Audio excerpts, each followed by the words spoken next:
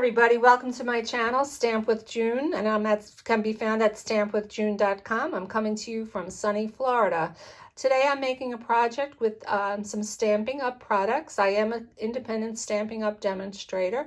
I have more info below this video for you if you need to find out any info such as measurements, or head on over to my blog and you will get the measurements. Okay, so we're going to make this fun fold, twist and turn it's called, and let's get started with that. I'm going to start out with an 8 1/4 by 5 1/2, very vanilla piece of cardstock is what I'm using. You're going to score the long side at 2 3/4 and 4. Then you're going to score the short side at 2 3/4. Now we're going to take that, lay it down in the landscape mode, and in the narrow central panel we're going to use a ruler and a score tool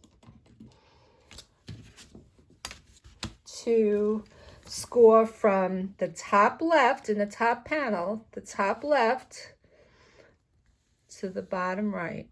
And we're going to score that, and from the top right to the bottom left, we're going to score that bottom panel. Okay, so we need to fold all the lines we just scored. They get folded. It's important that you get them folded the right way so the card could come out as such that we need. So the horizontal fold gets folded forward. Okay, I unfold it, and to work the rest of the scores, the left-hand panel folds back. This is the left-hand panel. It folds back. The diagonal both fold forwards inward, like so. Like so. The right-hand panel folds backwards. So we folded the score lines, and now we have to ease the folds into position to create a diamond shape to the right, sitting on a rectangle card. So this part gets a little tricky. I know I have to fold those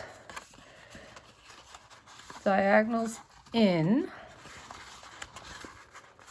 but this has to fold out. Diagonals in. This has to fold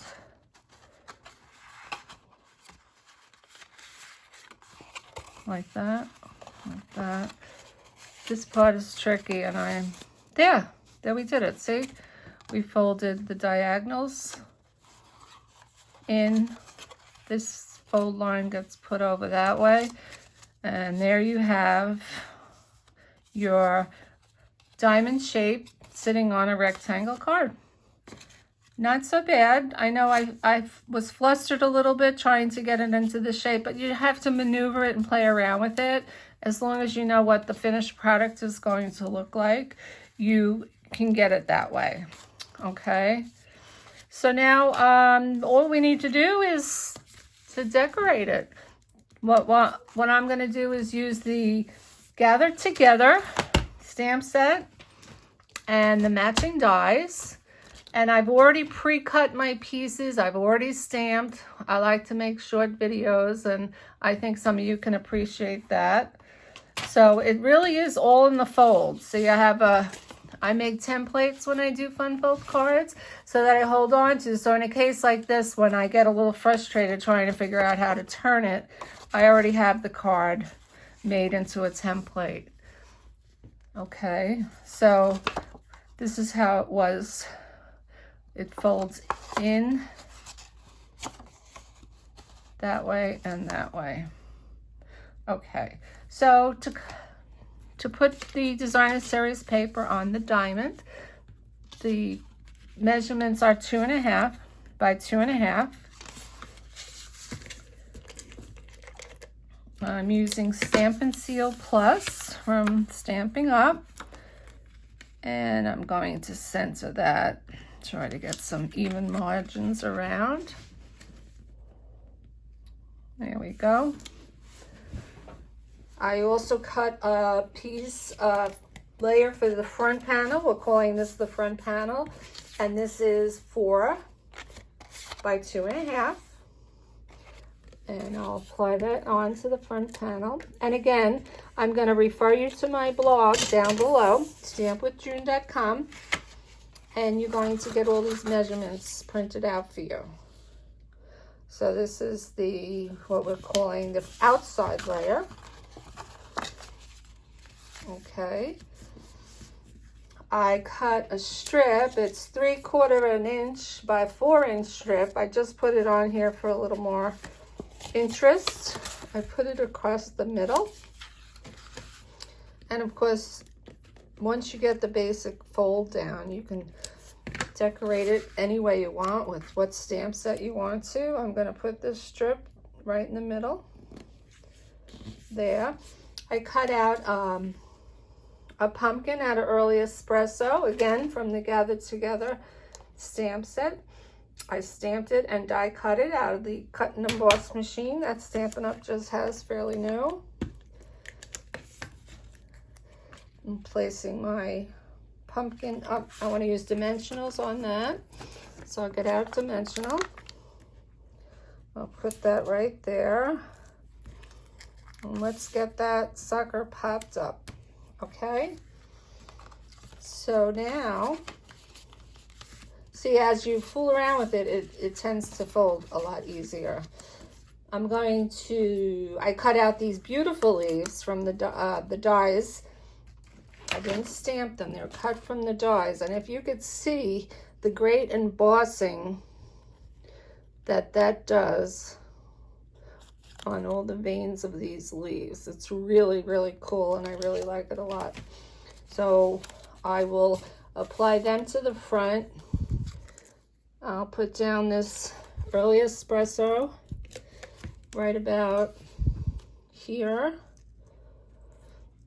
I'm going to put my mint macaron colored leaf right around there.